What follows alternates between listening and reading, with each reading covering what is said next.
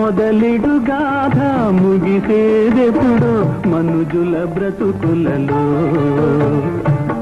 జాతక చక్రంలో ఏవో 1-2 ప్రతికూల అంశాలను పట్టుకొని పెళ్లి జరగటం కష్టం అని చెప్పకూడదు గాని, అంతకు మించి వ్యతిరేకతలు స్పష్టంగా కనిపిస్తుంటే మాత్రం పెళ్లి కష్టమనే చెప్పాలి. లగ్నాధిపతి గురువు కళత్ర భావస్థితి. ప్రాథమికంగా లగ్నాధిపతి 7వ స్థానంలో ఉండటం శుభప్రదం కాదని చెప్పాలి. అయితే ఇతర శుభగ్రహ బలాధిక్యతలను బేరీజు వేసి కొన్ని జాతకాలలో ఈ అంశాన్ని అంత తీవ్రంగా పరిగణించము. కానీ ఇక్కడ పరిస్థితి భిన్నమైనది. కళత్రభావమైన మిథునం ద్విస్వభావం, కళత్రాధిపతి బుధుడు ద్విస్వభావం. పైగా కళత్రాధిపతి బుధుడు పాపస్థానమైన 6వ భావములో షష్ఠాధిపతి శుక్రునితో కలిసి ఉన్నాడు. సప్తమాధిపతి వ్యయభావంపై దృష్టి. సప్తమాధిపతి 7వ భావము నుండి వ్యయభావ స్థితి. 8వ భావాధిపతి చంద్రుడు 7వ భావ స్థితి.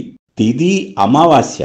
కుటుంబ స్థానమైన ద్వితీయాధిపతి శని వక్రించి నైధనతార ఉత్తరాషాఢ నక్షత్రం మీద స్థితి. కుటుంబ స్థానములో పాపగ్రహం రాహువు వాంఛనీయం కాదు. లగ్నం నుండి 4వ భావములో కుజ స్థితి కుజదోషమేగాక కుజుడు ప్రత్యక్తార అయిన రేవతి మీద స్థితి. కుజుడు తన 4వ దృష్టితో మరియు శని తన 7వ దృష్టితో ఉభయులు ఈ విధంగా అశుభతారల మీద ఉన్న శని కుజులు సంయుక్త వీక్షణ 7వ భావంపై దోషప్రదం. మిథునం 7వ భావమే గాక జన్మరాశి కూడా అయినందున జన్మరాశిపై శని కుజుల సంయుక్త వీక్షణ రెట్టింపు దోషం. రాశ్యాధిపతి బుధుడు 6వ భావ స్థితి కూడా ప్రతికూలమే. శని కుజుల సంయుక్త వీక్షణ 10వ భావంపై కూడా ఉన్నది.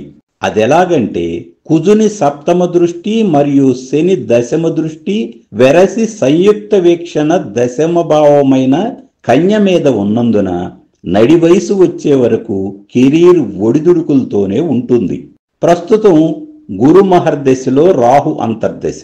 మహర్దశానాథునికి అంతర్దశానాథునికి షష్టాష్టకాలు అయినందున, అంటే గురువు రాహువు ఒకరికి ఒకరు 6-8 స్థానాలలో ఉన్నందున ఇది కూడా సానుకూలం కాదు.